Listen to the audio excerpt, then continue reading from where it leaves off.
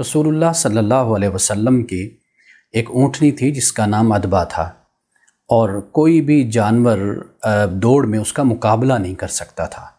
لیکن ایک اعرابی اپنی سواری پہ آئے اور وہ اس اونٹنی سے آگے نکل گئے، تو مسلمانوں کو، صحابہ کو یہ بات بہت ناگوار گزری۔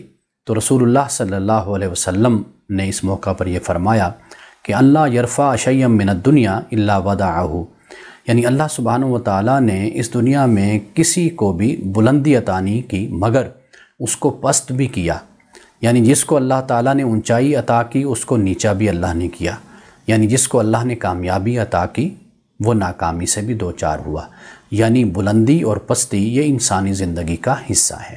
رسول اللہ صلی اللہ علیہ وسلم مجلس میں کبھی بھی پاؤں پھیلا کر نہیں بیٹھا کرتے تھے، اور اگر آپ کسی سے پہلے ملتے تو آپ سلام کرتے اور آپ مصافحہ فرمایا کرتے تھے۔